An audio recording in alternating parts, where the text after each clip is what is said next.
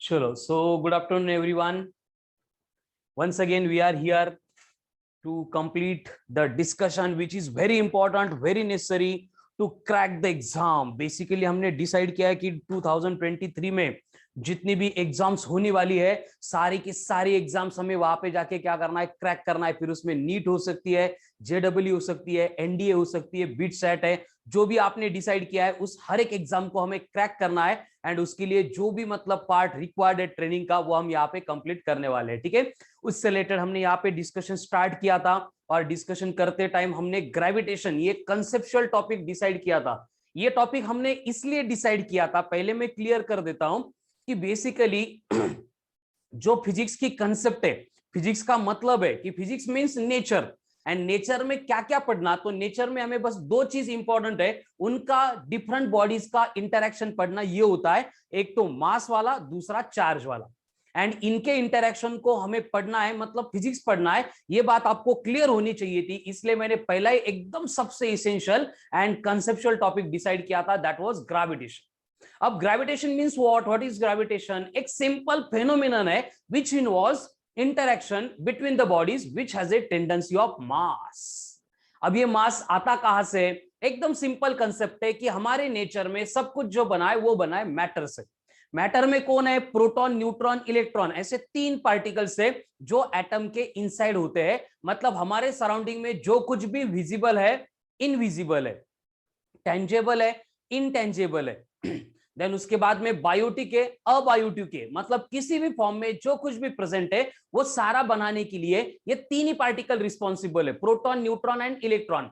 And ये तीन particle responsible तो है ही है, लेकिन इन तीनों पार्टिकल के पास सिर्फ दो टाइप की प्रॉपर्टीज है। एक है प्रॉपर्टी ऑफ चार्ज, जो सिर्फ प्रोटॉन एंड इलेक्ट्रॉन के पास है, एंड दूसरी है प्रॉपर्टी ऑफ मास, जो प्रोटॉन के पास भी है, न्यूट्रॉन के पास भी है, इलेक्ट्रॉन के पास भी है।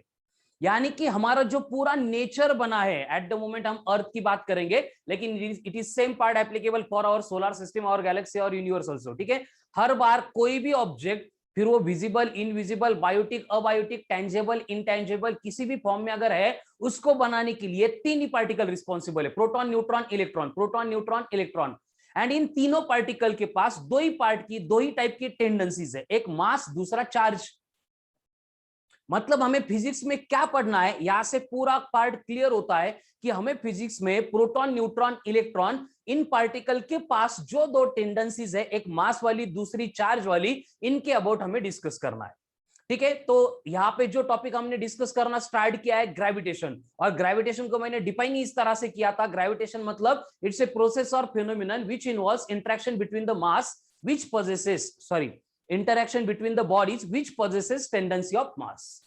जिनके पास मास है उनका इंटरेक्शन पढ़ना मतलब ग्रेविटेशन पढ़ना, क्योंकि हमारी जो अर्थ है या फिर अर्थ के ऊपर जितने सारे ऑब्जेक्ट है, वो सारे ऑब्जेक्ट अर्थ के साथ जो इंटरेक्ट करते हैं, इंटरेक्शन के लिए जो मीडिया है वो ग्रेविटेशन का ही है।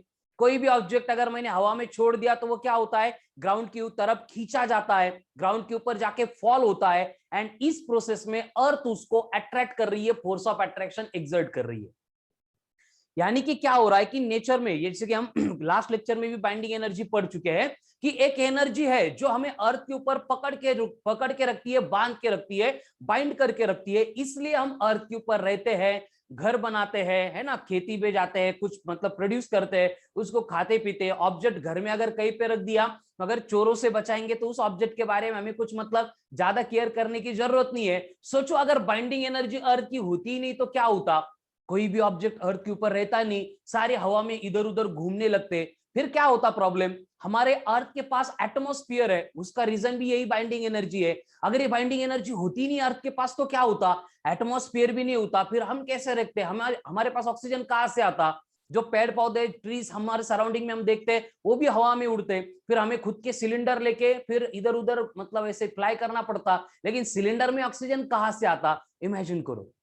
ये सब नहीं हो रहा है, उसके लिए रिस्पॉन्सिबल बाइंडिंग एनर्जी है। एंड बाइंडिंग एनर्जी अल्टीमेटली आती कहां से? मास से। यानी नेचर में मास वाली जो टेंडेंसी है, इसका एक्सट्रीमली बहुत बड़ा इंपॉर्टेंस है। आज का दिन आपको मालूम ही होगा, आज डेट कितनी है? आज डेट है 11th में, 11th में एंड 13th ऑफ मई। ये दो डेट्स हिस्ट्री के लिए बहुत इंपॉर्टेंट है बेटा। क्या इंपॉर्टेंस इसका?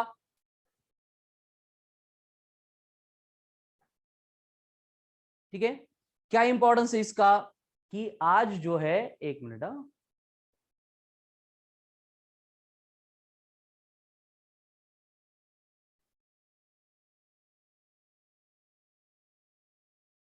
यस मैं आता हूं बेटा, ठीक है। तनया का एक डाउट है छोटा सा। तनया देखो, जब हम फॉर्मूले डिराइव कर रहे थे तब हमने स्टैंडर्ड केस ली थी, और ये स्टैंडर्ड केस क्या थी, उस स्टैंडर्ड केस में हमने डिसाइड किया था कि हम किसी भी ऑब्जेक्ट को अगर अर्थ के सरफेस के ऊपर रख देंगे और उसको अगर सरफेस के ऊपर रखने के बाद अगर छोड़ देंगे सेंटर की टुवर्ड जाने के लिए, कंडीशन है हमने एक ड्रिल बनाया, तो सेंटर तक लेके जाने के लिए हमें वहां पे कोई वर्क डन नहीं करना पड़ेगा। ये फॉर्मूला डिराइव करते टाइम केस थी हमारी तनया। मतलब क्या है, देखो ध्यान से सुनो बेटा, 3 दिन से आपको ये डाउट क्लियर नहीं हो रहा है। एकदम सिंपल बात ये है कि बेसिक कंसीडरेशन ये था हमारा during the consideration of gravitational potential और ग्रेविटेशनल पोटेंशियल एनर्जी, कि हर बार जो अर्थ ऑब्जेक्ट के ऊपर इंटरेक्शन करेगी, समझ में आ रहा है ना तनया, एक एक वर्ड पे अभी फोकस करो, कि जब भी अर्थ उस ऑब्जेक्ट के साथ इंटरैक्ट करेगी तो उस इंटरैक्शन में क्या होगा, वो ऑब्जेक्ट अर्थ के सेंटर के टुवर्ड्स खींचा जाएगा, अट्रैक्ट किया जाएगा, और इस प्रोसेस में उस ऑब्जेक्ट को अर्थ के सेंटर के टुवर्ड्स जाने के लिए कोई भी वर्क नहीं करना पड़ेगा।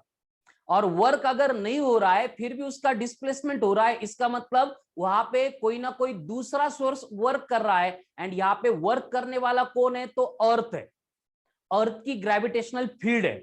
तो अगर अर्थ की ग्रेविटेशनल फील्ड वर्क कर रही है, अर्थ की ग्रेविटेशनल फील्ड अगर वर्क कर रही है, तो अर्थ के ग्रेविटेशनल फील्ड का जो पोटेंशियल एनर्जी का या फिर जो कुछ भी एनर्जी का पार्ट है वो कम हो रहा है। तनया क्लियर है अब तक, यहाँ तक? फिर से एक बार मैं रिपीट कर रहा हूं, देखो कि बेसिक बात यह है कि जब भी अर्थ उस ऑब्जेक्ट के ऊपर वर्क करेगी, किस लिए, उस ऑब्जेक्ट को सेंटर के टुवर्ड्स लेके जाने के लिए, हमें वर्क करना नहीं पड़ेगा, अर्थ वर्क करेगी, हमें वर्क मिल जाएगा। यानी कि हम वर्क नहीं कर रहे, तो हमें अगर वर्क नहीं करना पड़ रहा है तो कोई दूसरा सोर्स वहां पे वर्क कर रहा है, एंड वो कौन है, अर्थ है, अर्थ की ग्रेविटेशनल फील्ड है। एंड अगर अर्थ की ग्रेविटेशनल फील्ड वर्क कर रही है, इसका मतलब अर्थ के ग्रेविटेशनल फील्ड की एनर्जी कम हो रही है। तनया ये क्लियर है? अगर अर्थ वर्क कर रही है तो अर्थ की ग्रेविटेशनल फील्ड की एनर्जी यानी पोटेंशियल एनर्जी कम हो रही है, एंड कम हो रही है इसलिए मैंने उसको नेगेटिव लिया था। ये फर्स्ट हाफ खत्म हो गया, यहां तक क्लियर है? एंड बाइंडिंग एनर्जी में, ग्रेविटेशनल पोटेंशियल एनर्जी में हम क्या कर रहे हैं, हम वो नहीं कंसीडर करेंगे। अर्थ हमारे ऊपर क्या कर रही है ये हमारा कंसीडरेशन है, इसलिए ग्रेविटेशनल पोटेंशियल एनर्जी, एंड उसके वजह से जो टोटल एनर्जी आएगी वो निगेटिव ही रहेगी। लेकिन अगर अर्थ के ग्रेविटी के अगेंस्ट वर्क करने लगे, मतलब ये मोबाइल मैंने यहां पे रखा है, मुझे इसको उठा के अगर ऊपर लेके जाना है, तो इसको ऊपर लेके जाते टाइम मुझे क्या करना पड़ेगा, मुझे यहाँ पे वर्क करना पड़ेगा, लेकिन ये वर्क सेंटर के टुवर्ड्स लेके जाने के लिए नहीं है, ये सेंटर से अवे लेके जाने के लिए वर्क है। मतलब ग्रेविटी के अगेंस्ट अपन वर्क कर रहे हैं, मतलब ये वर्क अपने आप नहीं होगा, हमें करना पड़ेगा, इसलिए ये वर्क स्टोर होगा in the form of energy जो पॉजिटिव रहेगी। क्लियर है तनया? अब हम ऑब्जेक्ट को ग्रेविटी के अगेंस्ट लेके जा रहे हैं, इसलिए हमें वर्क करना पड़ेगा, इसलिए वो पॉजिटिव रहेगा। लेकिन 3 दिन से जो कंसेप्ट अपन पढ़ रहे हैं उसमें अर्थ क्या कर रही है ये हमें डिस्कस करना था। तो अर्थ जब करती है तो हमें कुछ करना नहीं पड़ता है, समझ में आ रहा है ना? इतना बस बेसिक पार्ट उसमें था। ठीक है, अब all clear, good, very good. चलो, जिन्होंने खुद के नेम्स एंड सरनेम नहीं लिखे हैं बेटा, थोड़ा सा बस नेम चेंज कर लो, यूर नेम एंड सरनेम, बस इतना काम कर लो। ठीक है, कुछ लोग है मोबाइल का नंबर है वैसे रहने दिया है। ठीक है, चलो, तो बेसिकली मैं ये बोल रहा था आज की डेट के बारे में, ठीक है ना? तो आज की डेट बहुत इंपॉर्टेंट है बेटा। क्या है आज? 11th ऑफ मे है। क्या है 11th ऑफ मे को? 11th of May and 13th of May extremely important days है इंडियन हिस्ट्री के लिए। क्या इंपॉर्टेंस है? कमन फास्ट है किसी को याद? क्या इंपॉर्टेंस है? इंपॉर्टेंस ये है कि बेसिकली आज ही के दिन हमने क्या किया था पोखरण 2 में, हमने क्या किया था पोखरण 2 में, वेरी गुड, पोखरण 2 में एटम बॉम्ब को एक्सप्लोड किया था। एटम बॉम्ब की एक्सप्लोजन की टेस्ट सक्सेसफुली हमने वहां पे फायर की थी 11th and 13th of May, just minute, 11th and 13th of May 1998 को। आपको मालूम होगा तब डॉक्टर एपीजे अब्दुल कलाम उस मिशन को लीड कर रहे थे। एक छोटा सा इंसिडेंट बोल देता हूं, लेकिन प्रॉब्लम क्या था कि हमने मतलब इंडियन गवर्नमेंट ने same part PV Narasimha Rao जब पीएम थे, प्राइम मिनिस्टर थे, तब 1992 में भी सेम पार्ट टेस्ट करने का ट्राई किया था। लेकिन उस टाइम के क्या हुआ था, गलती से ये जो यूनाइटेड स्टेट्स ऑफ अमेरिका की CIA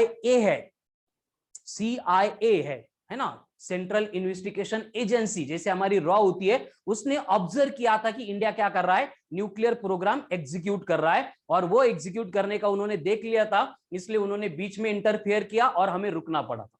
तब से जाके पोखरण बंद हुआ था। मतलब थोड़ी सी हिस्ट्री पहले से बोल देता हूं, जो स्टार्ट से है उनको मालूम है। ये क्यों बोल रहा हूं फिर से अगेन कि हम पढ़ रहे हैं about mass, gravitation about mass है। उसी तरह से जो एटम बॉम्ब, हाइड्रोजन बॉम्ब है, वो भी मास के ऊपर डिपेंड करता है। एंड ये हमारे लिए प्राइड की चीज है, मतलब इसलिए मैं एक बार नहीं 10 बार रिपीट करूंगा, ये सारे लोगों को मालूम होनी चाहिए, ठीक है ना। प्रिपरेशन तो होगा ही होगा, उसके साथ हमारे मतलब जो क्या बोलेंगे हम, जो झंडे गाड़ दिए हमने, वो भी आपको मालूम होने चाहिए।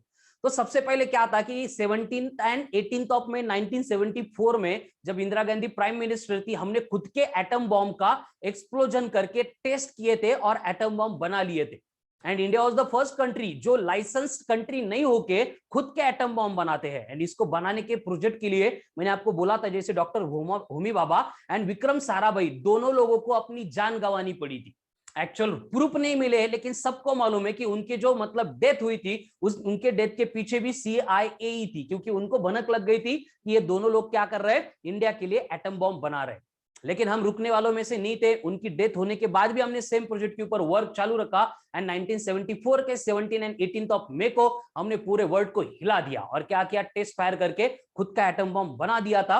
और उसके बाद में पूरा वर्ल्ड हमें थोड़ा सीरियसली लेने लगा। उससे पहले हमें काउंट ही नहीं कर रहा था। जैसे अफ्रीकन कंट्रीज है, किसी कंट्री के बारे में हमें मालूम ही नहीं होता है, साइबेरिया में क्या चल रहा है, सोमालिया में क्या चल रहा है ना, मुझे नाम भी याद नहीं ठीक से। तो इस तरह से हमारी कंडीशन थी। लेकिन बाद में प्रॉब्लम क्या हुआ कि चाइना एंड पाकिस्तान के साथ थोड़े क्राइसिस बढ़ने लगे, और उसी बीच हमें भनक लग गई कि पाकिस्तान भी खुद के एटम बॉम्ब बना रहा है। लेकिन हमने 1974 में जो एटम बॉम्ब बनाए थे, उसके बाद में कुछ प्रोग्रेस ही नहीं हुई थी, मतलब टेस्ट ही नहीं किए थे चलते या नहीं चलते। तो उसके लिए फिर से एक बार हमें एक्सप्लोजन करके सब रिकॉर्ड्स उसके देखने, मेंटेन करने एंड टेस्ट फायर करके और एटम बॉम्ब बनाने नेसेसरी थे। इसलिए डॉक्टर एपीजे अब्दुल कलाम के मतलब मिशन हेड बना के वो मिशन एग्जीक्यूट किया गया था। लेकिन प्रॉब्लम ये था, पोखरण वही एक सुटेबल साइट है कि जहां पे एक्सप्लोजन करेंगे तो भी थोड़ा सा मतलब ह्यूमन एक्टिविटी ज्यादा नहीं होती है, तो कुछ लॉस नहीं होने वाला था। लेकिन उसका डिसएडवांटेज ये था कि बेसिकली CIA को, अमेरिकन को मालूम था कि ये पोखरण में ऐसे कुछ करने वाले हैं, एंड कौन सी साइट है ये भी मालूम था। तो वो 24/7 क्या करते थे, वहां पे सैटेलाइट स्पेस स्पाई सैटेलाइट रखते थे और हमारे ऊपर वॉच रखते थे। लेकिन सैटेलाइट को अपने ऑर्बिट शिफ्ट करने में कुछ टाइम इंटरवल लगता था, वो हमने फाइंड किया। एंड दिन में जो 2 से 3 घंटे मिलते थे, वही 2-3 घंटे वहां पे यूटिलाइज करके वो मिशन एग्जीक्यूट किया था। तब जो है पूरे जो साइंटिस्ट हमारे वहां पे जाते थे, तो वो आर्मी का ड्रेस पहन के एज ए आर्मी ड्रिल कर रहे हैं, इस तरह से वो घूमते थे। तो डॉक्टर एपीजे अब्दुल कलाम को मेजर पृथ्वीराज बना के वहां पे भेज दिया था। एंड 11th ऑफ मई 1998 को अगेन हमने पूरी दुनिया को हिला दिया था और वहां पे एटम बॉम्ब का एक्सप्लोजन किया था। ऐसे बोला जाता है कि उस टाइम हाइड्रोजन का भी हुआ था, हाइड्रोजन बॉम्ब भी हमारे पास है, लेकिन वो सिक्रेट गोष्टी है, ते आम्ही लेक्चर मध्ये सांगू शकत नाही। Will come to the point, ठीक है। तो लास्ट लेक्चर में हम जो है बाइंडिंग एनर्जी के बारे में डिस्कशन कर रहे थे। उससे पहले ग्रेविटेशन क्या है, मास क्या है, ग्रेविटेशनल फील्ड क्या है, फिर न्यूटन का लॉ ऑफ ग्रेविटेशन क्या है, एक्सेलरेशन ड्यू टू ग्रेविटी कितना होता है, वो चेंज कैसे होता है, वेरी कैसे होता है, पहले हाइट की वजह से, देन डेप्थ की वजह से, देन लैटिट्यूड की वजह से। एंड इनके सारे क्वेश्चन सॉल्व करने के लिए जो शॉर्टकट्स थे, उनके फॉर्मूले हमने देखे, न्यूमेरिकल यहाँ पे सॉल्व किए। उससे रिलेटेड एसबीटी अपन रेगुलर सॉल्व कर रहे हैं। एक्सप्लेनेशन सेशन में एसबीटी का डिस्कशन भी कंटिन्यूअस चल रहा था। और वहां पे एक्सेलरेशन ड्यू टू ग्रेविटी का डिस्कशन खत्म करके हमने सैटेलाइट देखा। सैटेलाइट देखते टाइम सैटेलाइट से रिलेटेड दो इंपॉर्टेंट वेलोसिटीज हमें यहां पे मिली थी। एक थी क्रिटिकल वेलोसिटी, दूसरी थी एस्केप वेलोसिटी। क्रिटिकल वेलोसिटी यानी क्या, जो अर्थ के सराउंडिंग में गोल गोल घुमाने के लिए रिक्वायर्ड है। एंड एस्केप वेलोसिटी यानी क्या, कि अर्थ के सरफेस के ऊपर से कायमचा उसको भेजना है बाहर, ग्रेविटी के बाहर, उसके लिए जो वेलोसिटी रिक्वायर्ड है वो एस्केप वेलोसिटी थी। तो क्रिटिकल, एस्केप वेलोसिटी, फॉर्मूले, न्यूमेरिकल सारा पार्ट देख के कल के लेक्चर में हमने एक्सट्रीमली इंपॉर्टेंट कंसेप्ट का डिस्कशन स्टार्ट किया था, दैट वाज बाइंडिंग एनर्जी। अब ये बाइंडिंग एनर्जी कल उसका फॉर्मूला भी आ गया था, लेकिन फॉर्मूला आने से पहले मैंने ग्रेविटेशनल पोटेंशियल क्या है, ग्रेविटेशनल पोटेंशियल एनर्जी क्या है, देन टोटल एनर्जी कितनी है, देन टोटल एनर्जी के ऊपर से बाइंडिंग एनर्जी कितनी होगी, एंड उस एक्सप्रेशन से एस्केप वेलोसिटी की वैल्यू कितनी होती है, ये सारी बातें कल के लेक्चर में हमने डिराइव की थी। ठीक है, तो जो लोग कल का लेक्चर मिस कर गए थे या फिर लेट ज्वाइन किए थे, उनको क्या करना है, इस नंबर के ऊपर your name and school name WhatsApp करना है, so that I can send you recorded lecture. ठीक है, तो इस नंबर के ऊपर आपको रिकॉर्डेड लेक्चर मिल जाएंगे, व्हाट्सएप पे मैसेज करो। ठीक है, कि आपका नाम क्या है, स्कूल नेम कौन सा है, एंड आपको कौन से रिकॉर्डेड लेक्चर वहां पे रिक्वायर्ड है। आज जो है, आज के लेक्चर में हम सेम कंसेप्ट से रिलेटेड डिस्कशन करने वाले हैं। मतलब फिर से आज मुझे आपको बाइंडिंग एनर्जी ही पढ़ानी है, लेकिन आज जो बाइंडिंग एनर्जी हम पढ़ने वाले हैं उसमें थोड़ा सा इंटरेस्टिंग पार्ट ये है कि आज हम डिस्कशन करेंगे जिसमें बॉडी अर्थ के सरफेस के ऊपर नहीं होगी। आज जो हमारा डिस्कशन होने वाला है, वो डिस्कशन होने वाला है about revolving satellite, about revolving satellite.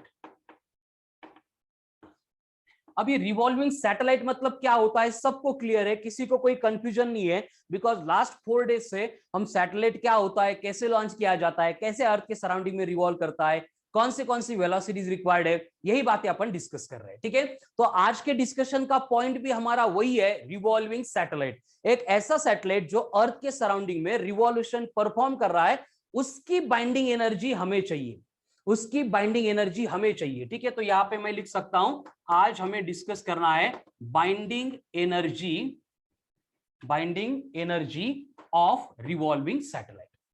एकदम सिंपल कंसेप्ट है। देखो, जो सैटेलाइट रिवॉल्व करेगा, यस, जो सैटेलाइट रिवॉल्व करेगा अर्थ के सराउंडिंग में, उसके रिवॉल्व करते टाइम जो भी बाइंडिंग एनर्जी होती है वो हमें कैलकुलेट करनी है। कल का लेक्चर याद करो, कल के लेक्चर में भी हमने बाइंडिंग एनर्जी को ही कैलकुलेट किया था, लेकिन डिफरेंस क्या है, कल के लेक्चर में हमने बाइंडिंग एनर्जी कैलकुलेट की थी for the body which is resting on the surface of earth.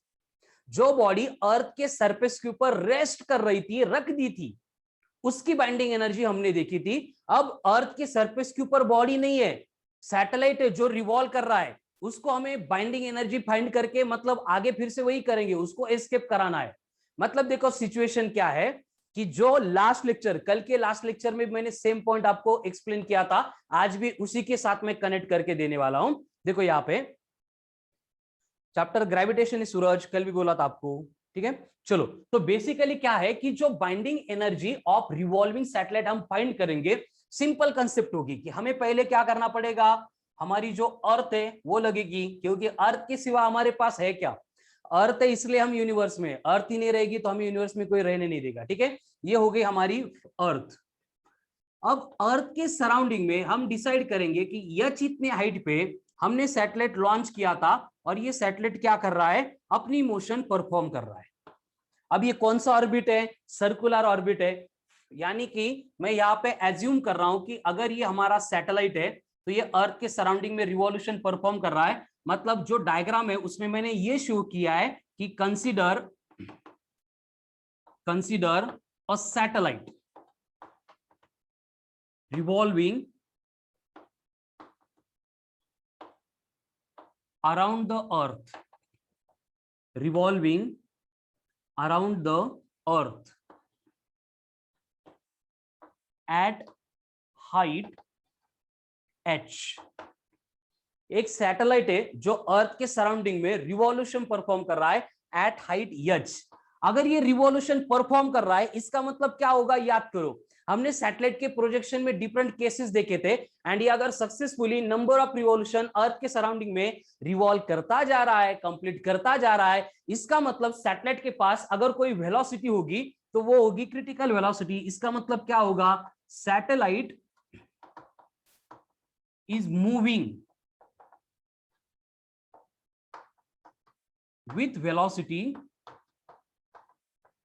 Equal to VC, जिसको अपन क्रिटिकल वेलोसिटी बोलते हैं, एंड ये क्रिटिकल वेलोसिटी इक्वल टू रहेगा VC equals to square root of G M upon R plus H. ध्यान से देखो, एकदम सिंपल, कुछ भी अभी नई कंसेप्ट शुरू नहीं हुई है, जो आपको पहले से मालूम है वही मैंने ड्रॉ भी किया है एंड वही बोर्ड पे लिख के भी दिया है। ठीक है, कंडीशन क्या है कि हम यहाँ पे बाइंडिंग एनर्जी पढ़ रहे हैं। ठीक है, अब ये बाइंडिंग एनर्जी जो हम यहाँ पे पढ़ने वाले हैं वो किसकी है, बॉडी की है। बॉडी कौन सी है, सैटेलाइट है, क्योंकि जो प्लैनेट के सराउंडिंग में रिवॉल्यूशन परफॉर्म करता है हम उसको सैटेलाइट बोलते हैं। तो यहाँ पे एक नॉर्मल केस हमने कंसीडर की कि कोई भी एक सैटेलाइट है जिसको हम अर्थ के सराउंडिंग में सर्कुलर ऑर्बिट में पहले लॉन्च कर चुके हैं, और वो क्या कर रहा है, इस ऑर्बिट में अपनी मोशन परफॉर्म कर रहा है। एंड अगर ये सर्कुलर मोशन परफॉर्म करता है, इसका मतलब उसके पास जो वेलोसिटी होगी उसको क्रिटिकल वेलोसिटी यानी वीसी बोला जाएगा। अब ये क्रिटिकल वेलोसिटी कितनी होती है, उसका फॉर्मूला यहाँ पे है, वीसी इक्वल टू है square root of G M upon R plus H, square root of G M upon R plus H. अब यहाँ पे जी का मतलब सबको मालूम है, क्या होता है जी का मतलब, यूनिवर्सल ग्रेविटेशनल कांस्टेंट। ये कितना होता है, 6.67 into 10 to the power -11 newton metre square पर केजी का स्क्वायर। कैपिटल एम का मतलब है मास ऑफ द अर्थ, कितना है mass of the earth, 6 into 10 to the power 24 KG. H मतलब ये हाइट है, ये हर एक डिफरेंट केस में डिफरेंट हो सकती है, लेकिन आर का मतलब रेडियस ऑफ अर्थ है जो है 6.4 into 10 to the power 6 metre. ये नॉर्मल केस होगी। अब आना है हमें इसके सैटेलाइट के बाइंडिंग एनर्जी के ऊपर, लेकिन फिर से वही बात, कल का डेरिवेशन याद करो कि बाइंडिंग एनर्जी कैलकुलेट करने के लिए हमने पहले कैलकुलेट की थी टोटल एनर्जी। अब टोटल एनर्जी जब भी कैलकुलेट करेंगे तो जो भी बॉडीज अर्थ के सरफेस के ऊपर है या फिर एट ए हाइट एच पे रिवॉल्यूशन परफॉर्म कर रहे हैं, उनके पास दो ही टाइप की एनर्जी होती है, एक काइनेटिक एनर्जी, दूसरी पोटेंशियल एनर्जी। एक काइनेटिक एनर्जी, दूसरी पोटेंशियल एनर्जी। तो अभी हम क्या करेंगे, इस रिवॉल्विंग सैटेलाइट की टोटल एनर्जी कैलकुलेट करेंगे। बिफोर दैट इसका स्क्रीनशॉट ले लो, मैं अभी इसको रब कर रहा हूं। ठीक है, चलो अब देखो वन बाय वन।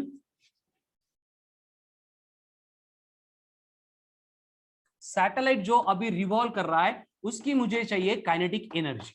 अब काइनेटिक एनर्जी का फॉर्मूला क्या होता है, आप 7th स्टैंडर्ड से पढ़ रहे हो। काइनेटिक एनर्जी गिवन बाय, उसका फॉर्मूला होता है half of M into VC का square, half of M into VC का स्क्वायर। अब वीसी मतलब कितना है, अभी लिखा था और कल उसको हमने देखा भी था, बट क्रिटिकल वेलोसिटी होती है root of capital G capital M upon R plus H.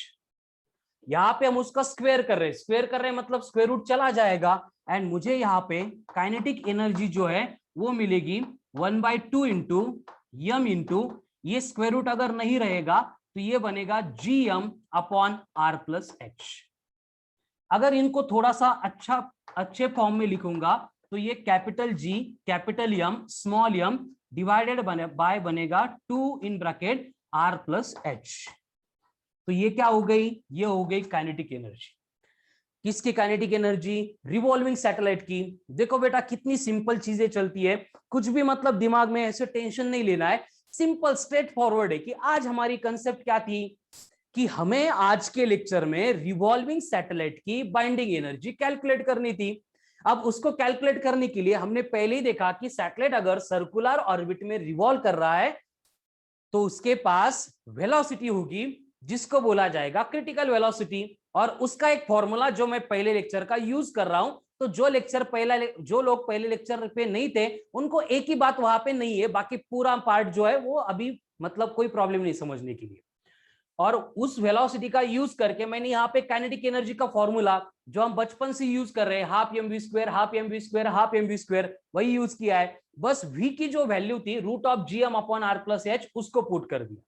उसका स्क्वायर अपन कर रहे हैं, स्क्वायर करने से मुझे काइनेटिक एनर्जी मिल गई GMM upon 2 in bracket R plus H, खत्म। ये बन गई kinetic energy of the revolving satellite. अब जैसे काइनेटिक एनर्जी मैंने यहां पे कैलकुलेट की है, उसी तरह से मुझे पोटेंशियल एनर्जी भी कैलकुलेट करनी है। अब पोटेंशियल एनर्जी कैलकुलेट करने के लिए फिर से वही बात, कल के जो डेरिवेशन में हमने बातें यूज की थी वही फिर से आने वाली है। उससे पहले काइनेटिक एनर्जी का एक्सप्रेशन देख लो, सबको क्लियर है? Kinetic energy of revolving satellite, very good, okay. अब देखो यहां पे मैं पोटेंशियल एनर्जी का फॉर्मूला डिराइव कर रहा हूं।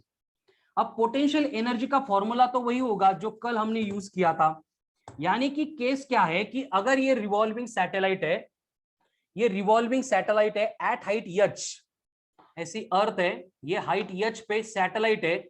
अगर सोचो कि ये सर्कुलर पाथ पे मूव नहीं कर रहा है, या फिर किसी रीजन से हमने इसकी सर्कुलर मोशन को रोक दिया और उसको यहां पे ऐसे पकड़ के रखा था, अब छोड़ दिया, छोड़ने के बाद क्या होगा, ये अर्थ के सेंटर के टुवर्ड जाएगा, मतलब अर्थ के ऊपर गिर जाएगा। यानी सर्कुलर मोशन अगर हम उसकी ब्रेक करेंगे तो उसके बाद इस हाइट से सरफेस पे आने के लिए हमें वर्क नहीं करना पड़ेगा। वर्क कौन करेगा? अर्थ की ग्रेविटेशनल फील्ड करेगी।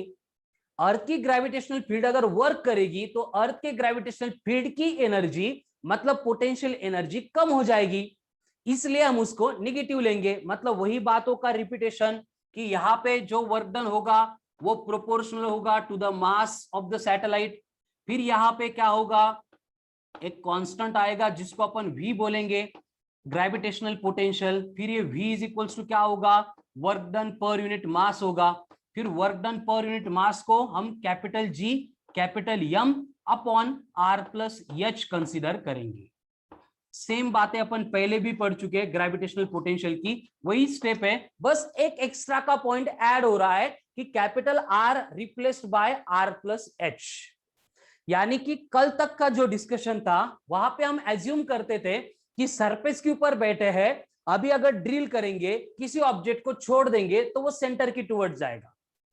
आज एडिशनल पार्ट क्या है कि सरफेस के ऊपर नहीं बैठना है, एच इतने हाइट पे जाना है, सो दैट हमें ड्रिल करने की जरूरत ही नहीं पड़ेगी।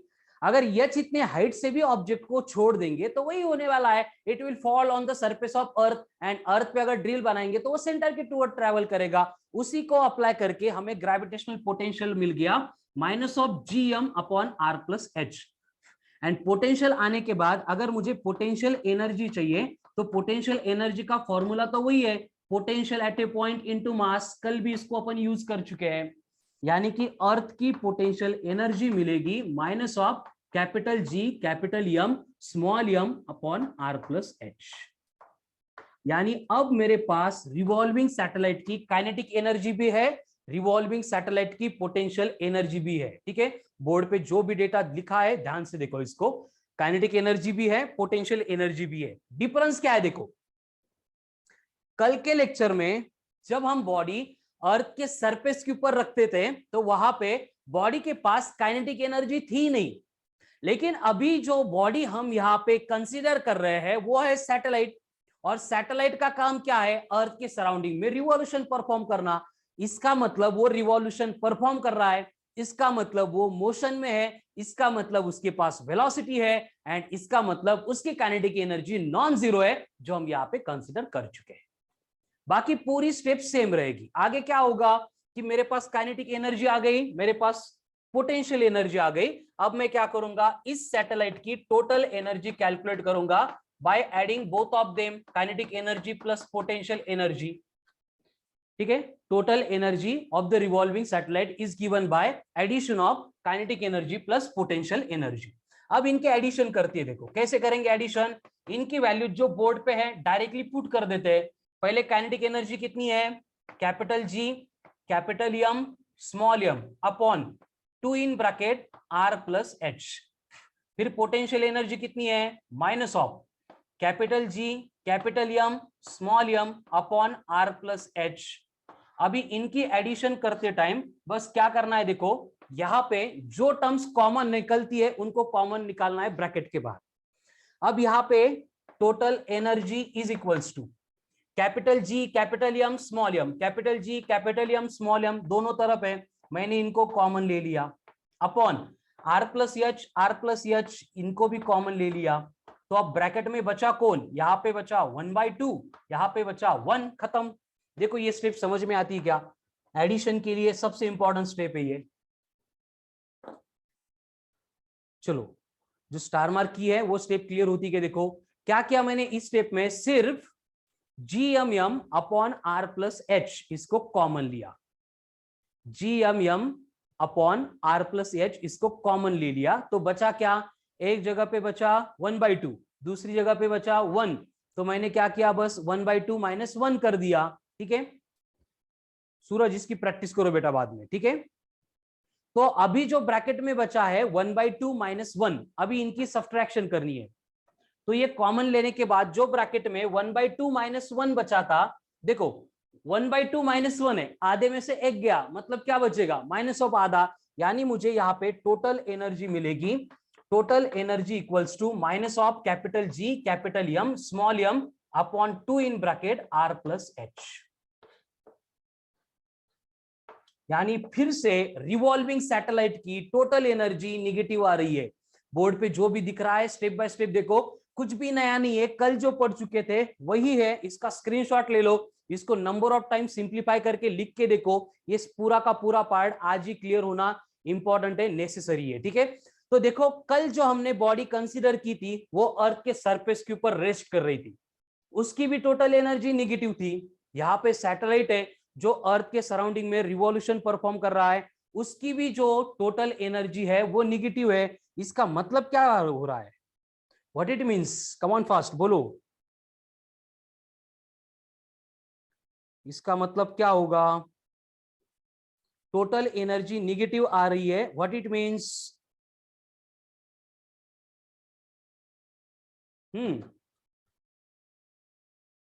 करेक्ट है शुभम, बोलो, कल भी देखा था तनया, टोटल एनर्जी निगेटिव आ रही है, इसका मतलब होगा क्या, उतनी एनर्जी कम है। वेरी गुड, यस एनर्जी कम है सैटेलाइट के पास। अब एनर्जी कम है, इसका मतलब कॉन्वर्स स्टेटमेंट हम क्या कंसीडर कर सकते हैं, अगर सैटेलाइट के पास इतनी एनर्जी कम है, इसका मतलब यही वो एनर्जी है जो सैटेलाइट को पकड़ के रख रही है, बांध के रख रही है, जिसकी वजह से सैटेलाइट अर्थ के सराउंडिंग में सर्कुलर पाथ पे घूम रहा है। इतनी सिंपल बात है। ये एनर्जी निगेटिव है, इसका मतलब क्या है कि इतनी एनर्जी सैटेलाइट के पास कम है, खत्म। तो ये बन गई टोटल एनर्जी। यस करेक्ट है, करेक्ट है, वेरी गुड। अब अगर टोटल एनर्जी हमें मिल गई तो इसका मतलब ये होगा कि मैं अगर इतनी एनर्जी सैटेलाइट को दूंगा तो सैटेलाइट अर्थ के सराउंडिंग में मतलब क्या करेगा, रिवॉल्व हो जाएगा। करेक्ट है पूजा, सैटेलाइट क्या करेगा, अर्थ के सराउंडिंग से चला जाएगा, मतलब इतनी एनर्जी अगर उसको मिल गई तो वो सर्कुलर पाथ पे मूव नहीं होगा, वो आसमान की मतलब इंटरस्टेलर स्पेस की सैर करने के लिए निकल जाएगा।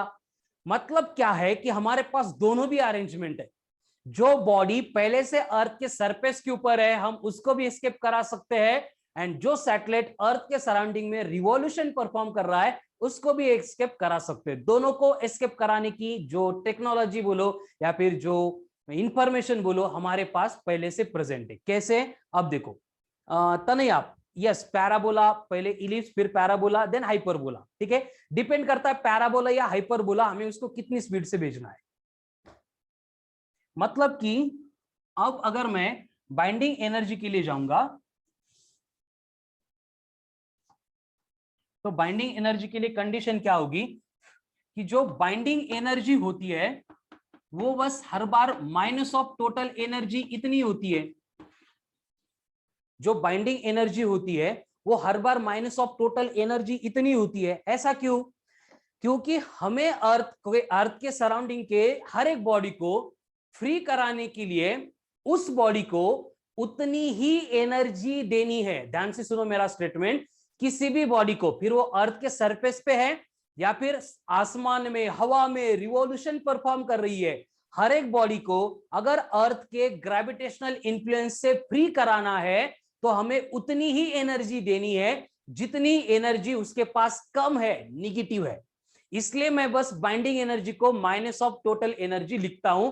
सेम कंसेप्ट आई थिंक आप केमिस्ट्री में भी पढ़ने वाले हैं साइमल्टेनियसली, क्योंकि तीनों सब्जेक्ट जो होते हैं, पीसीएम है या फिर पीसीबी, बायो का थोड़ा सा डिफरेंट पार्ट आता है, लेकिन ये सब्जेक्ट जो है वो एक दूसरे के ऊपर बहुत ऐसे मतलब घुसे हुए पड़े हैं, एक की कंसेप्ट दूसरे में, दूसरी की कंसेप्ट एक में अप्लीकेबल है, मतलब है।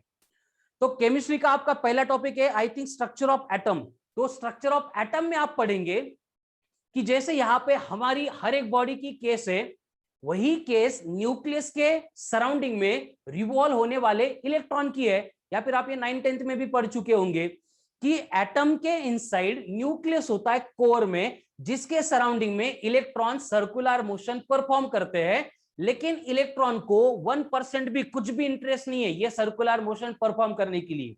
लेकिन उन बेचारों का प्रॉब्लम भी यही है कि उनकी टोटल एनर्जी आती है निगेटिव। कैसे, ये केमिस्ट्री के पहले टॉपिक में आप पढ़ेंगे एंड फिजिक्स के लास्ट के टॉपिक में हमें फिर से पढ़ना है। और जब ये इलेक्ट्रॉन को इतनी एनर्जी जो उनके पास नहीं है हम अगर देते हैं, कैसे देते हैं, उसके ऊपर लाइट इंसिडेंट कराओ, नहीं तो उसका टेम्परेचर बढ़ाओ, तो इलेक्ट्रॉन एनर्जी को गेन करके एक्साइट होके फ्री हो जाते हैं। एंड फ्री होने के बाद वो फिर रिवॉल्यूशन परफॉर्म नहीं करते, वो हमारे लिए इलेक्ट्रिसिटी कंडक्ट करते हैं। वही सिचुएशन यहाँ पे है कि जितनी एनर्जी निगेटिव है मतलब कम है, इतनी एनर्जी बॉडी को मिल गई, बॉडी अर्थ के सराउंडिंग में रिवॉल्यूशन परफॉर्म नहीं करेगी, वो एस्केप हो जाएगी। मतलब आई विल गेट हियर कि binding energy equals to minus of total energy है। So binding energy is equals to बन जाएगा capital G capital M small M divided by 2 in bracket R plus H हो गया। ये हो गया expression for, expression मतलब formula for binding energy of revolving satellite. जो सैटेलाइट अर्थ के सराउंडिंग में रिवॉल्यूशन परफॉर्म कर रहा है, उसकी बाइंडिंग एनर्जी कैलकुलेट करने के लिए हमें GMM upon 2 in bracket R plus H ये फॉर्मूला मिलता है। ठीक है, अब थोड़ी सी बातें अपन यहाँ पे कंपेयर करने वाले। बिफोर दैट इसका स्क्रीनशॉट ले लो, स्टेप बाय स्टेप देख लो। ये हमने कैलकुलेट किया है binding energy for the revolving satellite. चलो हो गया। अब मुझे यहाँ पे आप लोग बोलो कि हमने दोनों भी एनर्जी को देखा है, ठीक है, उनको कंपेयर करते हैं। उससे पहले आज जो एसबीटी आने वाली है उसमें मैक्सिमम क्वेश्चन इस टाइप के होंगे, वो सॉल्व कैसे करने में अभी एक्सप्लेन करता हूं। देखो यहाँ पे फॉर्मूला क्या लिखा है हमने, total energy equals to kinetic energy plus potential energy.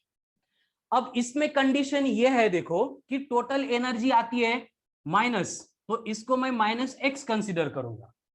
और ये माइनस एक्स क्यों आती है, क्योंकि यहाँ पे पोटेंशियल एनर्जी प्लस एक्स है and sorry kinetic energy plus x है एंड ये पोटेंशियल एनर्जी कितनी है, माइनस ऑफ 2x है। इस तरह की इनकी कंडीशन अगर है तो हमें टोटल एनर्जी माइनस एक्स मिलेगी। यानी कि इन दोनों को कंपेयर करके मैं लिख सकता हूं कि टोटल एनर्जी बन गई माइनस ऑफ एक्स, उसके बाद में काइनेटिक एनर्जी बन गई एक्स, सिर्फ ये माइनस की जगह पे प्लस, एंड पोटेंशियल एनर्जी ये बन गई माइनस ऑफ 2x। अब ये बहुत काम के इक्वेशन आपको ऐसे समझ में नहीं आया होगा, और ये देखने के बाद ये कहां पे अप्लाई करेंगे ये भी क्लियर नहीं हुआ होगा, लेकिन ये बहुत इंपॉर्टेंट है। देखो सिंपल बात ये है, एक्स मतलब क्या है, वेरिएबल है, उसकी वैल्यू कुछ भी हो सकती है। ठीक है, एसबीटी मतलब स्कोर बूस्टिंग टेस्ट, डीपीपी। देखो यहाँ पे अभी जो बोर्ड पे मैंने लिखा है वो बहुत काम का है। आपको क्या करते हैं, और मैंने ये कहां से लिखा, यहां से लिखा। देखो जितनी टोटल एनर्जी है कितनी है, GMM upon 2 in bracket R plus H, उतनी ही काइनेटिक एनर्जी थी GMM upon 2 in bracket R plus H। बस ये निगेटिव है ये पॉजिटिव थी, यानी कि जितनी टोटल एनर्जी है उतनी काइनेटिक एनर्जी होगी हर बार, बस टोटल एनर्जी माइनस एक्स होगी and kinetic energy plus x होगी। And potential energy kinetic energy के डबल है, मतलब यहाँ पे डिनोमिनेटर में 2 है, यहाँ पे नहीं है, लेकिन उसका साइन कौन सा है, माइनस है। अब ये कैसे आपको सिंप्लीफाई करने के लिए हेल्प करेगी देखते हैं। सपोज आपको क्वेश्चन में बोला गया कि कोई एक बॉडी है और उसकी काइनेटिक एनर्जी है वो है 2 × 10⁷ जूल, और बाकी कुछ भी नहीं दिया है, और बोला जा रहा है कि कैलकुलेट उसकी पोटेंशियल एनर्जी, कैलकुलेट उसकी टोटल एनर्जी। चलो जो बोर्ड पे लिखा है उसको अप्लाई करके आंसर देने हैं। चलो कमन फास्ट लगाओ दिमाग, कितने लोग कर पाते देखते हैं। चलो प्रणीता आंसर बोलो बेटा।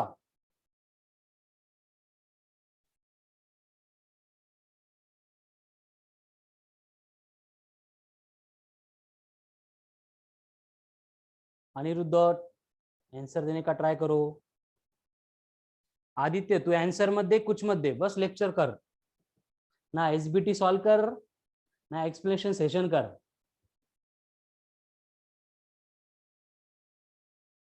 चलो चलो कम ऑन फास्ट, इतना टाइम। तनया क्या हुआ? Very good. एकदम सिंपल बात है, जितनी काइनेटिक एनर्जी होगी हर बार उतनी ही टोटल एनर्जी होगी, बस उसका जो साइन है वो माइनस होगा, यही तो लिखा है यहाँ पे। काइनेटिक एनर्जी एक्स है, टोटल एनर्जी माइनस एक्स होगी, पोटेंशियल एनर्जी डबल कर दो और माइनस कर दो, तो 2 का डबल ये बनेगा 4 इंटू 10 की पावर ये बनेगा 7, बस ये माइनस रहेगा। मतलब देखो कुछ किए बिना क्वेश्चन सॉल्व हो गया, अगर ये डेटा आपके पास है तो। इसलिए इसको ध्यान से देखो, ये बहुत काम में आने वाला है आज की डीपीपी सॉल्व करते टाइम।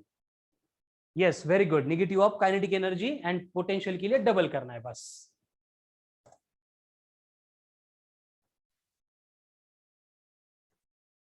ठीक है, सेम टाइप की बाकी जो क्वेश्चन की प्रैक्टिस है वो अपन 8 to 9 के एक्सप्रेशन सेशन में करने वाले हैं। एसबीटी में आएगा तो उसको भी सॉल्व करके एक्सप्लेन किया जाएगा। अब देखो सेम पार्ट आपको बोला गया है कि सपोज पोटेंशियल एनर्जी दी है -8 इंटू 10 की पावर 8 जूल, तो काइनेटिक एनर्जी कितनी होगी एंड टोटल एनर्जी कितनी होगी? कम ऑन फास्ट, अब सबके आंसर्स आने चाहिए।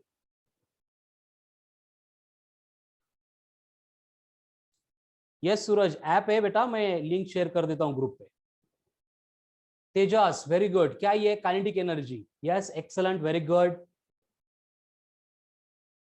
चलो तन्विशा आंसर बोलो। क्या करना होगा काइनेटिक एनर्जी कैलकुलेट करने के लिए? बस पोटेंशियल एनर्जी को हाफ कर दो, हाफ करेंगे साइन पॉजिटिव लेंगे, मतलब ये बना 4 इंटू 10 की power 8 joule. Total energy potential energy के हाफ मतलब काइनेटिक एनर्जी के इक्वल, बस साइन निगेटिव -4 इंटू 10 की पावर 8। मतलब प्रोसेस अगर समझ में आ गई तो क्वेश्चन सॉल्व करना कितना सिंपल है। देखो अगर मैंने यहाँ पे x to x नहीं बोला होता तो काइनेटिक के ऊपर से पोटेंशियल कैसे निकालना है, ये बहुत डिफिकल्ट क्वेश्चन बन जाता, ठीक है ना। तो इसी तरह से सारे पॉइंट्स के ऊपर जब आप एसबीटी देंगे और एसबीटी का एक्सप्लेनेशन सेशन अटेंड कर लेंगे, मतलब कंसेप्ट तो क्लियर हो जाएगी, लेकिन कंसेप्ट को अप्लाई करके क्वेश्चन का आंसर कैसे कैलकुलेट करना है ये भी आपका क्लियर हो जाएगा। अब देखो हम यहां पे कंपेयर करने वाले हैं binding energy for the body resting on the surface of earth and दूसरा binding energy for the body which is revolving around the earth.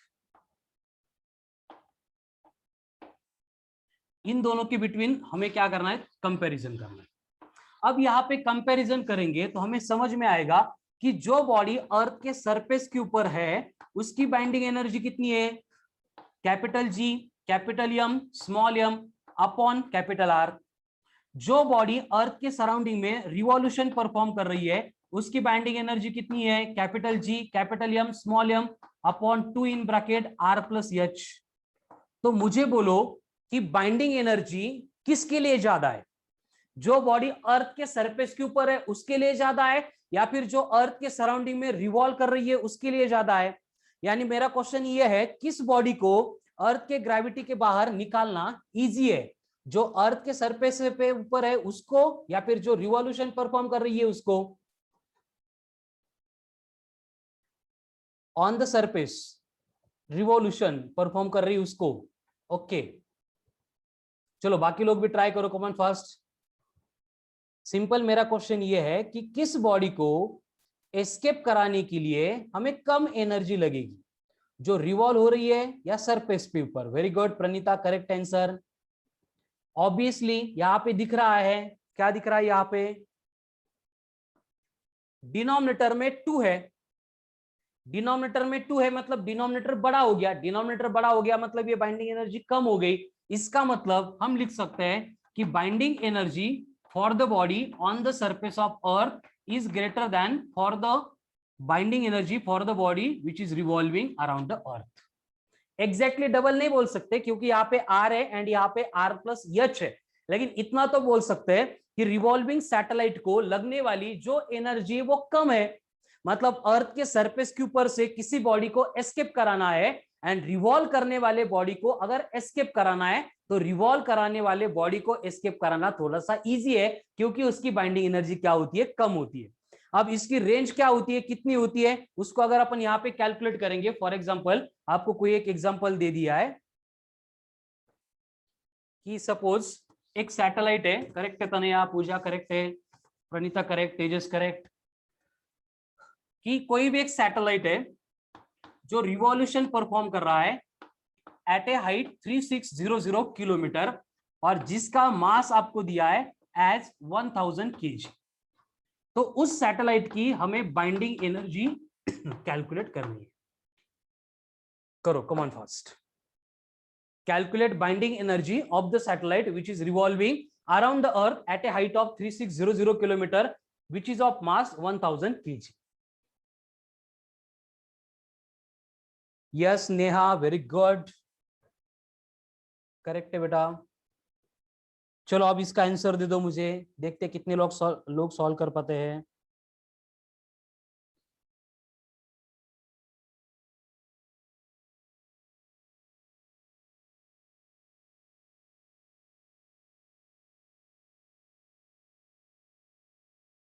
Dev, Devesh, Janvi, answer बोलो।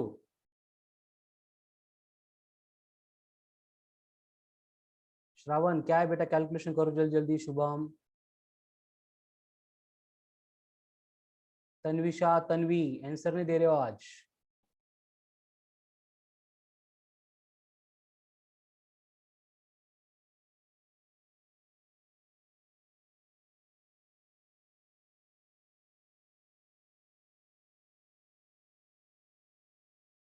ओके ठीक है, जिनको आ रहा है वो करो, जिनको मतलब कुछ डिफिकल्टी है अपन बोर्ड पे करेंगे। सैटेलाइट रिवॉल्विंग है ये तो क्लियर है, तो उसके बाइंडिंग एनर्जी का फॉर्मूला बनेगा Gm_r+h वाला। अब यहाँ पे जो वैल्यूज मालूम है उनको डायरेक्टली पुट कर देते हैं। कैपिटल जी होता है 6.67, एमसीक्यू के लिए हम उसको 7 ले लेते हैं, थोड़ा अप्रोक्सीमेशन में इजी जाता है। 7 × 10⁻11 इंटू, या फिर रहने दो 6.67 रहने दो, into 6 × 10⁻24। Small M, mass of the satellite कितना है 1000। 1000 मतलब क्या होता है 10⁻3 होती है, तो यहाँ पे मैं लिख सकता हूं इंटू 10 की पावर कितनी है 3 है, डिवाइडेड बाय r+h करना है। r कितना है 6400, उसमें h ऐड कर रहे हैं, कितना है 3600। करो एडिशन, कितना होगा 0 0 और एक 0, मतलब ये 10,000 किलोमीटर। 10,000 के 10⁻4 किलोमीटर के 10⁻3। अब यहाँ पे 10 की पावर ये 3 कैंसिल हो जाएगी। 6.67 इंटू 6 मतलब आता है 40.02 इंटू +4 ऊपर जाके -4, -4 -11 -15, -15 + 24 ये बनेगा 10⁹ जूल। मतलब कोई सैटेलाइट अगर रिवॉल्यूशन परफॉर्म कर रहा है तो उसको रिवॉल्व करने के लिए यहाँ पे इतनी एनर्जी हमें रिक्वायर्ड होगी। यस करेक्ट है, बट हम यहाँ पे जो है सरफेस के ऊपर कैलकुलेट नहीं कर रहे, ये रिवॉल्विंग सैटेलाइट के लिए, इसलिए फर्दर हमें इसको 2 से डिवाइड करना पड़ेगा एंड आंसर आएगा 20 × 10⁹ joule. This will be your final answer. ठीक है, चलो यस तनया, वेरी गुड। चलो चेक करो, कम ऑन फास्ट। करेक्ट है, करेक्ट। डिनोमिनेटर में 2 होगा क्योंकि वो रिवॉल्यूशन परफॉर्म कर रहा है। ये आ गया 20 × 10⁹। ठीक है, जिनके आंसर्स नहीं आए थे यहाँ पे स्क्रीनशॉट ले लो, बाकी लोगों के जिन्होंने बोले सबके आंसर्स करेक्ट है। अब सेम सैटेलाइट अगर आपको बोला होता कि अगर वो रेस्ट कर रहा है अर्थ के ऊपर, कंपेयर ही करना है ना हमें बाइंडिंग एनर्जी में, मतलब अगर आपको बोला होता कि सेम सैटेलाइट अर्थ के ऊपर रेस्ट कर रहा है जिसका मास है 1000 kg, तो सरफेस के ऊपर उसकी बाइंडिंग एनर्जी कितनी आती, वो आती capital G capital M small M upon capital R. ना 2 होता ना 2 के साथ एच होता, ठीक है ना, यहाँ पे एक बार 2 एंड ये और एक 2 लिख दो, नहीं हो गया था 2 यहाँ, ठीक है। तो यहाँ पे GM अपॉन आर, लेकिन ये GM अपॉन आर की वैल्यू कल हमने अलग से कैलकुलेट की थी, याद है सबको। GM अपॉन आर मैंने कल लिख के दिया था, हर बार हम वही यूज करेंगे। उसकी वैल्यू पुट करके सरफेस पे कितनी आती बाइंडिंग एनर्जी, बोलो चलो कॉमन फास्ट। चलो चलो आंसर्स बोलने हैं बेटा। Devesh, Tanvisha, Tanvi, yes, very good. ये किसकी वैल्यू बोली थी मैंने? जीएम अपॉन आर की। 6 इंटू 10⁻⁷ इंटू मास है मतलब 3, तो ये आएगा 6 इंटू 10⁻10 जूल।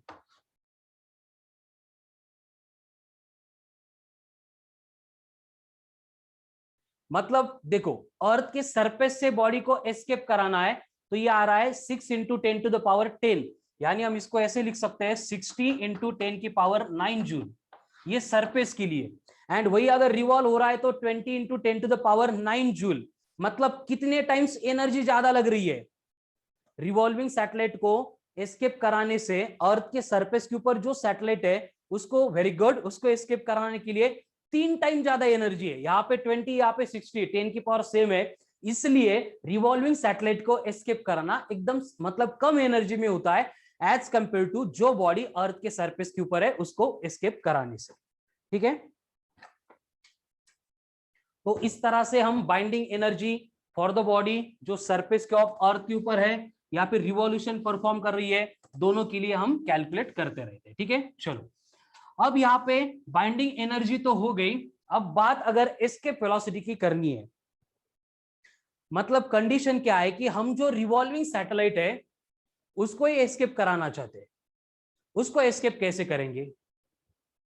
जैसे अर्थ के सरफेस के ऊपर कोई बॉडी थी, उसको एस्केप करने के लिए हम क्या करते थे? उसकी बाइंडिंग एनर्जी काइनेटिक एनर्जी के फॉर्म में कन्वर्ट करते थे। अभी अगर कोई सैटेलाइट अर्थ के सराउंडिंग में रिवॉल्व कर रहा है और उसको अगर हमें एस्केप कराना है तो क्या करना होगा? हमें उसकी भी बाइंडिंग एनर्जी काइनेटिक एनर्जी के फॉर्म में कन्वर्ट करनी पड़ेगी, सो दैट वो क्या होगा? एस्केप होगा। लेकिन इस सीक्वेंस की एक स्पेशल केस होती है। क्या है स्पेशल केस? ध्यान से देखो, बहुत स्टार मार्क कर दिए, मतलब ये इंपॉर्टेंट भी है, आज की एसबीटी सॉल्व करने के लिए आपको काम में भी आने वाले हैं। ठीक है, कि suppose if a satellite is revolving very close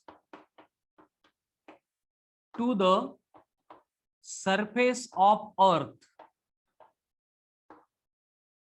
अगर आपको ऐसे बोला स्टेटमेंट में very close to the surface of earth, इसका मतलब उनको ये बोलना है कि r प्लस एच को डायरेक्टली r कंसीडर करो, क्योंकि h जो है वो नेग्लिजिबल है। जैसे कि सैटेलाइट रिवॉल्व कर रहा है 50 किलोमीटर पे, 100 किलोमीटर पे, 200 किलोमीटर पे, 150 किलोमीटर पे, तो 6400 किलोमीटर की कंपैरिजन में 50 किलोमीटर नेग्लिजिबल है, इसलिए हम उसको कंसीडर ही नहीं करते। इसलिए जब भी ये स्टेटमेंट क्वेश्चन में यूज किया जाएगा कि satellite is revolving very close to the surface of earth, आपको सिंपली क्या करना है? हर फॉर्मूला जहां पे r प्लस एच हुआ करता था उसकी जगह पे r लिखना है, बाकी सारा पार्ट खत्म है। क्लियर? r प्लस एच की जगह पे क्या लिखना है? सिर्फ r लिखना है, बाकी कोई भी मतलब एक्स्ट्रा का वर्क यहाँ पे नहीं होगा। अब देखो कंडीशन क्या है कि जो रिवॉल्विंग सैटेलाइट था उसकी अगर हमें एस्केप वेलोसिटी कैलकुलेट करनी है, तो एस्केप वेलोसिटी यहां पे फॉर्मूला होता है √2gm upon r plus H था। लेकिन सैटेलाइट अगर very close to the surface of earth है तो मैं h लिखूंगा ही नहीं, तो ये बनेगा √2gm अपॉन r। लेकिन √gm अपॉन r को हम क्या बोलते हैं? क्रिटिकल वेलोसिटी बोलते हैं। √gm अपॉन r को हम बोलते हैं क्रिटिकल वेलोसिटी। तो मैं इस फॉर्मूले को ऐसे भी लिख सकता हूं, √2 इंटू √gm अपॉन r। बस ये दोनों के रूट थे तो उनको स्प्लिट कर दिया। ठीक है, यहां पे लिखता हूं कि ये एस्केप वेलोसिटी जो है मैं उसको ऐसे भी लिख सकता हूं, √2 इंटू √gm अपॉन r। लेकिन √gm अपॉन r को हमने अभी अभी vc बोला है, इसका मतलब एस्केप वेलोसिटी जो है ये बनेगी √2 टाइम्स ऑफ क्रिटिकल वेलोसिटी। ठीक है, ये बहुत इंपॉर्टेंट रिलेशन आ गया, लेकिन ये रिलेशन एप्लीकेबल है ओनली इफ, कब? अगर satellite revolving very close to the surface of earth है तो। अगर very close to the surface of earth बोला है, ठीक है, देखो यहां पे जो पॉइंट है ये स्पेशल केस है, ये इन जनरल एप्लीकेबल नहीं है। एकदम स्पेशल केस, आपको अगर क्वेश्चन में क्लियरली ये वर्ड दिया है, कौन सा word, if satellite is revolving very close to the surface of earth, very close to the surface of earth, तो ये वर्ड की मीनिंग होती है कि r plus H equal to R लेना है, क्योंकि h इज नेग्लिजिबल, इसलिए हम h को निग्लेक्ट करते हैं। तो हमने एस्केप वेलोसिटी का जो फॉर्मूला था वो देखा है, root of 2gm upon R as it is लिख दिया, ये प्रूव कर चुके हैं हम, इसको यूज कर चुके हैं। लेकिन जो क्रिटिकल वेलोसिटी का फॉर्मूला होता है वो एक्चुअल में है critical velocity equals to root of gm upon R plus H. लेकिन अगर h को निग्लेक्ट ही करना है तो r प्लस एच को सिर्फ r लिखना है, मैंने वही किया, r प्लस एच को सिर्फ r लिखा और उसको vc बोल दिया। अब अगर रूट में ऐसा कोई नंबर है रूट ऑफ 2 इंटू 5, तो मैं उसको रूट 2 इंटू रूट 5 ऐसे लिख सकता हूं, मल्टीप्लीकेशन में चलता है। उसी की तरह मैंने ये रूट 2 अलग लिखे, root of gm upon R अलग लिखा, लेकिन ये root of gm upon R को हमने अभी अभी vc बोला था, तो मुझे रिलेशन मिल गया VE equal to root of VC। Extremely important relation मिला है, कल का पूरा लेक्चर जो होगा उसमें 2 4 7 8 10 12 स्टार मार्क मिलेंगे, और वो सारे के सारे यही रिलेशन के ऊपर से मैं आपको लिख के दूंगा, डिराइव करके दूंगा, ठीक है ना। It is extremely important. लेकिन ये कब एप्लीकेबल होगा, एक ही केस में, जब ये स्टेटमेंट में बोला जाएगा satellite is revolving very close to the surface of earth, only तब, ठीक है। सो आज के लिए बस इतना ही है, रिमेनिंग पार्ट हम कल के लेक्चर में कंटिन्यू करेंगे, ठीक है। चलो एसबीटी आएगी आपके ऊपर, देन 8 to 9 एक्सप्रेशन सेशन होगा, कल मिलते हैं सेम टाइम पे सेम एड्रेस पे। Thank you, have a nice day.